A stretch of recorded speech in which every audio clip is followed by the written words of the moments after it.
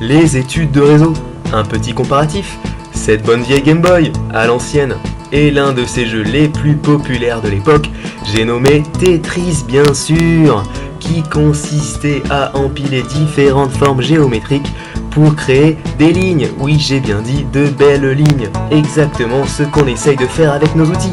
On empile différentes hypothèses de production, de consommation et tout le tralala pour justifier de beaux et magnifiques projets qui vont révolutionner notre réseau de transport d'électricité.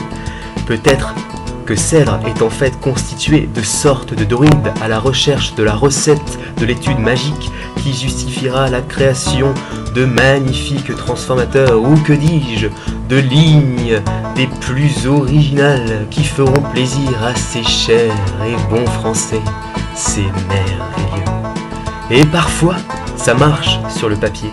Après moult tentatives et scénarios, les bras se lèvent, hurrah! Le tableau Excel reluit de vert, affichant une vanne positive.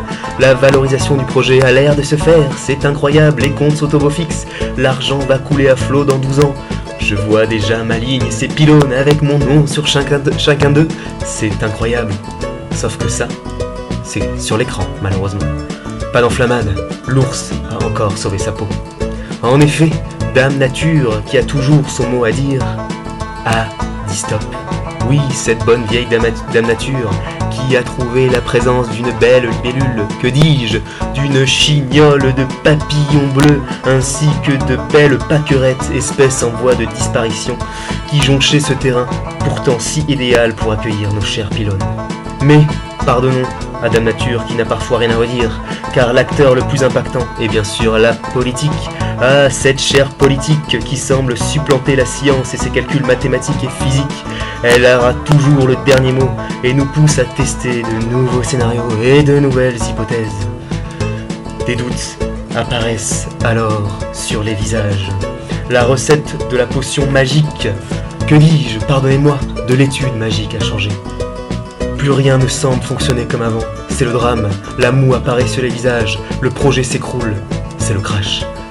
La partie s'arrête donc ici. Plus de lignes possibles. Mais, ce qui est bon dans tout ça, c'est que comme dans tout jeu vidéo, on peut toujours essayer.